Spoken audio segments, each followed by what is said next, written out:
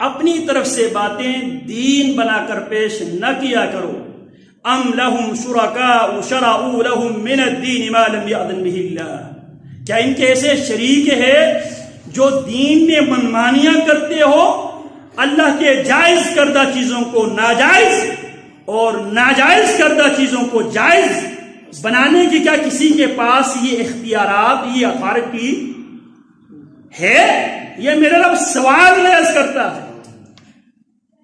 انا انزلناہ فی لیلۃ مبارکہ، ہم نے اس بابرکت کتاب کو بہت برکت والی رات میں ہم نے نازل کیا ہے. اب سورہ دخان میں اللہ رب العالمین نے مطلقاً کہہ دیا کہ ہم نے قرآن مجید کو بیان کرنے والی کتاب کو پہلے حروف مقطعات کے ساتھ چیلنج اور تحدی کیا، پھر اس کے بعد فرمایا والکتاب المبین، قسم ہے کھول کر بیان کرنے والی کتاب کی. انا انزلناہ فی لیلۃ مبارکہ، یہ کھول کر زندہ انسانوں پر بیان کرنے والی کتاب کو ہم نے بہت بڑی برکت والی رات ہم نے نازل کیا ہے. انا کنا منذرین، اس کتاب کو لے کر محمد الرسول اللہ کی ذمہ داری کیا ہے؟ انا ارسلناک بالحق، اے نبی ہم نے آپ کو حق دے کر بھیجا ہے. پیارے پیغمبر کیا لے کر آئے ہیں؟ حق. اور حق کے بعد حق کے مقابلے میں جو کچھ بھی ہے وما ذا بعد الحق الا الضلال، حق کے بعد حق کے مقابلے میں جو کچھ بھی ہے وہ گمراہی ہے، وہ گمراہی ہے. بظاہر آپ کو خوشنما، خوبصورت، خوشنما، مزین آپ کو دکھائی کیوں ہی نہ دے، وہ باطل ہے، وہ گمراہی ہے. میرے نبی اسی بات کی طرف بار بار توجہ دلاتے، ہر خطبے میں توجہ دلاتے. اما بعد فإن خیر الحدیث کتاب اللہ وخیر الحدی حدی محمد صلی اللہ علیہ وسلم وشر الامور محدثاتها فإن كل محدثة بدعة وكل بدعة ضلالة وكل ضلالة في النار. یاد رکھو، دین کے عنوان سے، دین کے ٹائٹل سے، حصول ثواب کے نظریے سے، حصول جنت کے لیے جو نئی نئی باتیں، نئی نئی چیزیں، نئی نئی عبادتیں، نئی نئی باتیں جو دین بنا کر فضائل اس کے بیان کر کے انسانی معاشروں میں جن باتوں کو لانچ کیا جاتا ہے وہ بدعت ہے، اور ہر بدعت گمراہی ہے، اور ہر گمراہی گمراہ انسانوں کو جنت کے راستے سے ہٹا کر جہنم کے راستے پر ڈال دیتی ہے. تو یہاں پہ اللہ رب العالمین نے انا انزلناہ فی لیلۃ مبارکۃ انا کنا منذرین مطلقاً کہا. ہم نے اس قرآن مجید کو بہت برکت والی رات میں نازل کیا.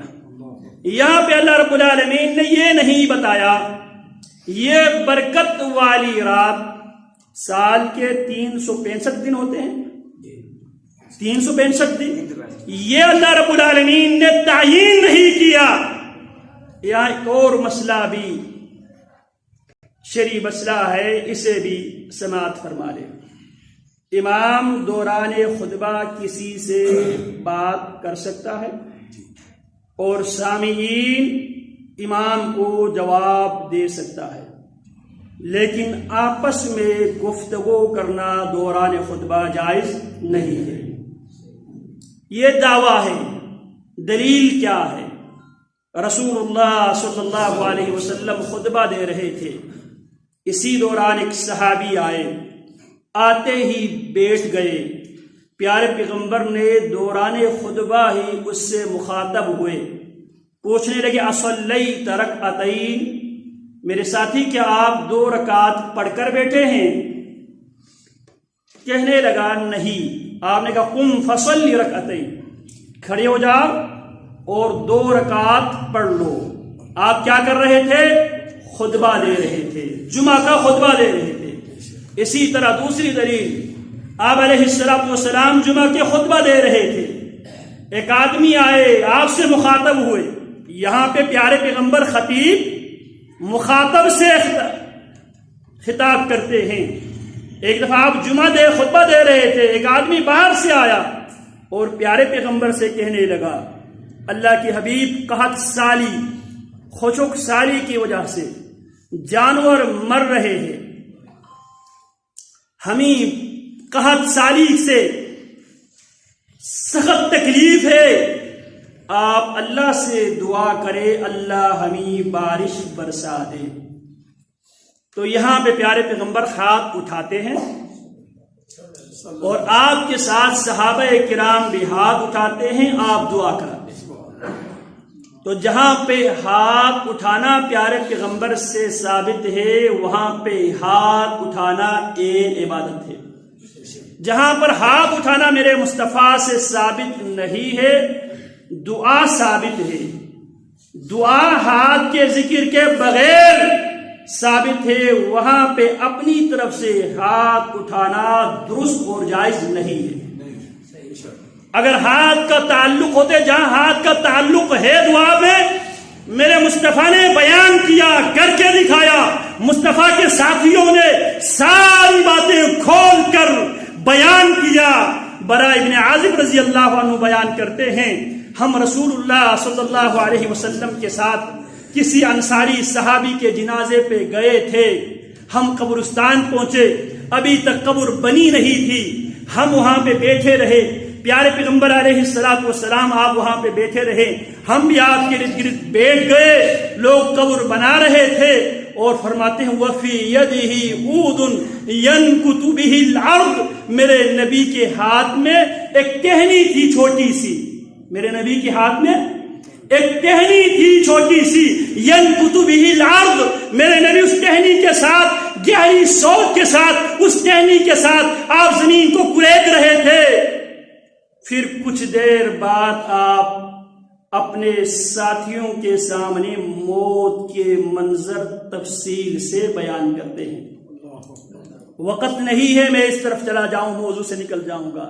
بتانا صرف یہ مقصود ہے، صحابی اگر میرے مصطفیٰ علیہ السلام کسی گہری سوچ میں ہو، اس سوچ کے دوران میرے نبی کے ہاتھ میں چھوٹی سی ٹہنی بھی ہو، وہ میرے نبی کے ہاتھ کا بھی تذکرہ کرتے ہیں، اس ٹہنی کا بھی تذکرہ کرتے ہیں. اگر ہاتھ اٹھانا اس دعا کے ساتھ ثابت ہوتا، میرے نبی کے صحابی وہ بھی ہمیں بیان کرتے.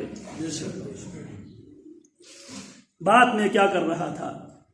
365 دنوں میں سے میرے رب نے یہ تعین نہیں کیا، یہاں پہ مطلقاً یہ فرما دیا ہم نے ایک بہت بڑی برکت والی رات اس کتاب کو ہم نے نازل کیا ہے.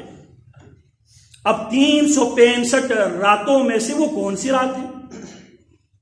وہ رات کس مہینے میں ہے؟